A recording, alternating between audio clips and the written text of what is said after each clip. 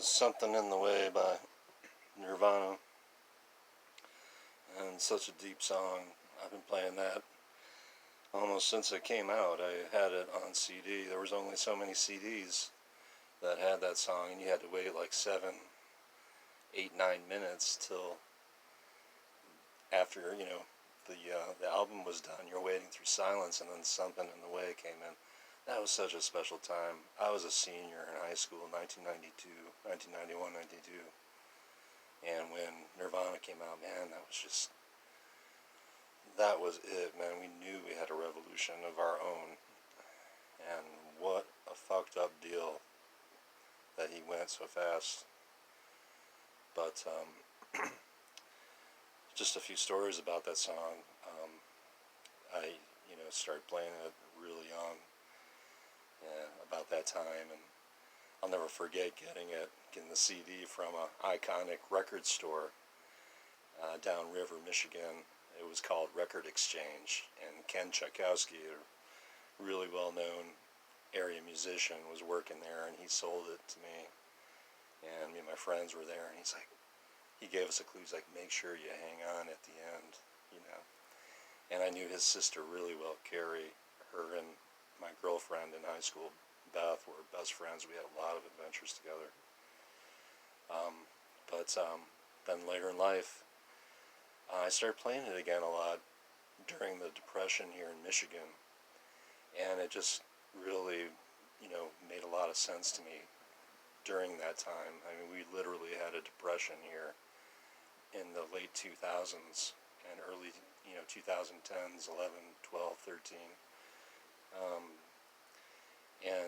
I was playing the song going up to different concerts. So there's a few gigs I play every year up in northern Michigan, as well as all over Michigan. But at that time, there was a story about Madonna's brother, and Madonna lives up north in northern Michigan, near our family cottage actually, and her brother was living under bridges up there. I mean, it was just, our time then was just so crazy and wicked. I was seeing so much stuff, bosses taking advantage of anyone. Anyone who had money in this state was like basically a pimp, or just taking advantage of anyone. Sex, taking your house away, taking anything away.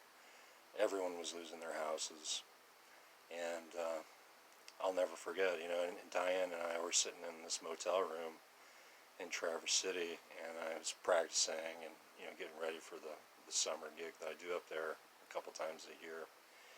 And I'm playing this song on the bed and in the dark, and thinking about Madonna's brother and just so many people, and myself. I've been in that position many times.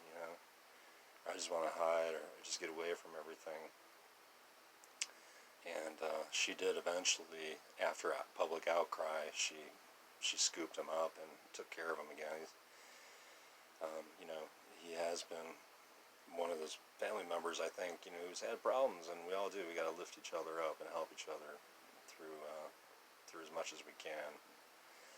And so I really miss Kurt Cobain.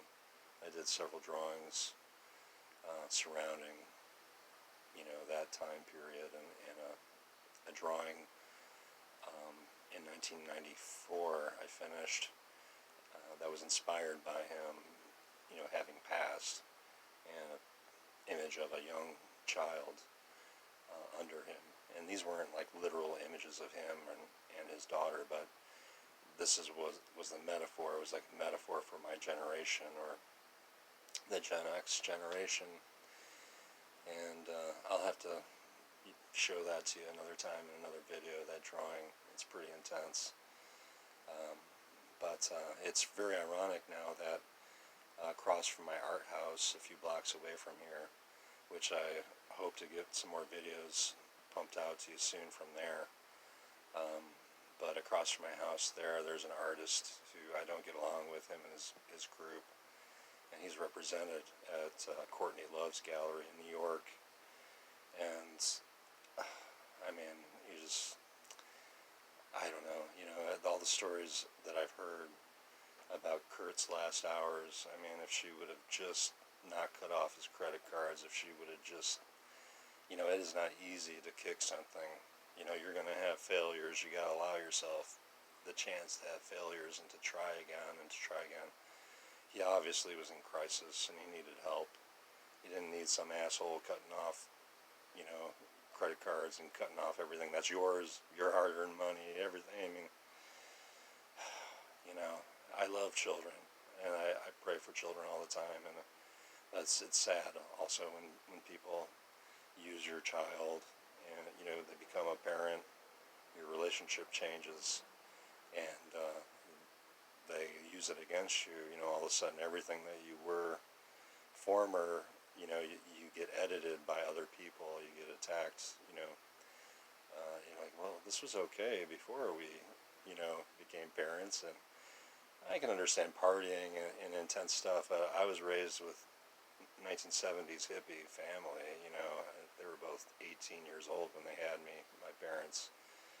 And we had amazing times. All their siblings were young. The 70s, South Detroit. It was something, early 80s. We moved to Kansas, the mid 80s, and that was intense. And so many records and cassettes, and music was just always a major part of our lives. Moving around, driving. We did so much cruising. So anyway, here I'm running really long with this and my talk here, but God bless Kurt Cobain and Nirvana and how they've carried on their legacy. And if you go on to Nirvana's YouTube, they're raising money very well for the COVID relief fund, and you can go there and donate. They've already way over cleared their goal of $5 million. They've raised, last time I checked, like $8 million for COVID relief. And that's really important. There's a lot of people out here who don't have any money. Things are going to get scary again, especially here in Detroit, people. I don't want to see houses getting ripped apart again. And the rich coming in here and raping the poor. You know, I've just seen too much of it.